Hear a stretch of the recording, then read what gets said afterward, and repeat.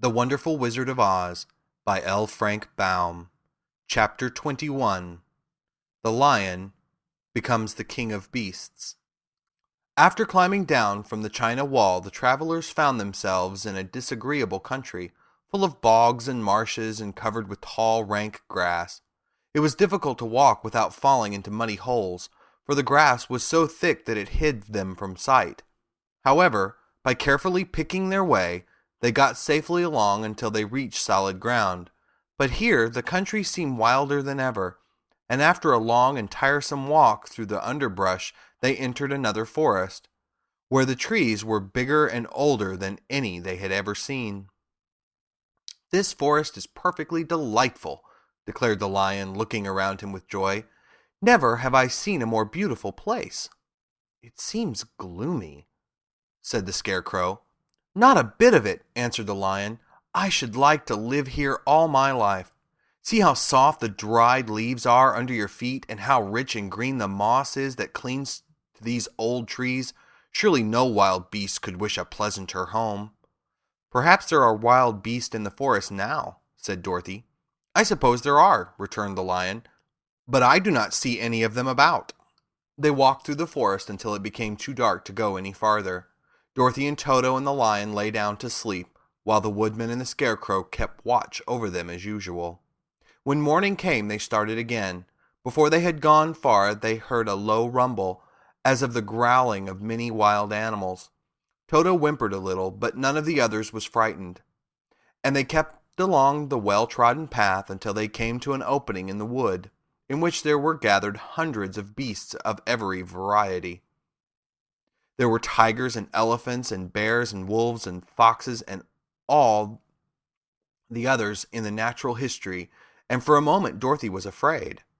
But the lion explained that the animals were holding a meeting, and he judged by their snarling and growling that they were in great trouble.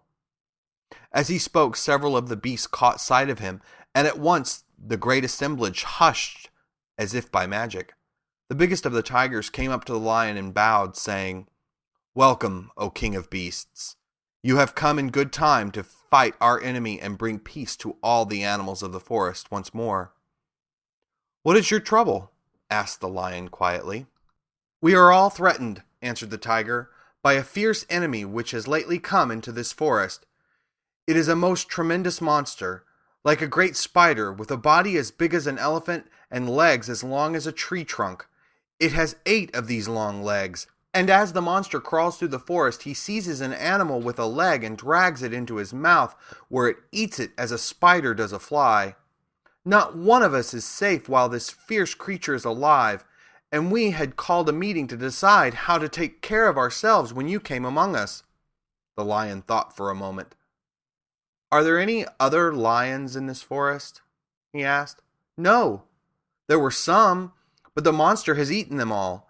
And besides, there were none of them nearly so large and brave as you." "If I put an end to your enemy, will you bow down to me and obey me as king of the forest?" inquired the lion. "We will do that gladly," returned the tiger, and all the other beasts roared with a mighty roar. "We will!" "Where is this great spider of yours now?" asked the lion. "Yonder, among the oak trees," said the tiger, pointing with his forefoot. "Take good care of these friends of mine," said the lion, "and I will go at once to fight the monster." He bade his comrades goodbye and marched proudly away to do battle with the enemy. The great spider was lying asleep when the lion found him, and it looked so ugly that its foe turned up his nose in disgust. Its legs were quite as long as the tiger had said, and its body covered with coarse black hair.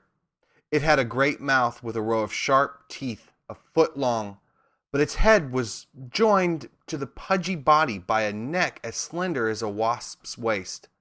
This gave the lion a hint of the best way to attack the creature, and as he knew it was easier to fight it asleep than awake, he gave a great spring and landed directly upon the monster's back. Then, with one blow of his heavy paw, all armed with sharp claws, he knocked the spider's head from its body. Jumping down, he watched it until the long legs stopped wiggling, when he knew that it was quite dead. The lion went back to the opening where the beasts of the forest were waiting for him and said proudly, You need fear your enemy no longer." Then the beasts bowed down to the lion as their king, and he promised to come back and rule over them as soon as Dorothy was safely on her way to Kansas. End of chapter 21.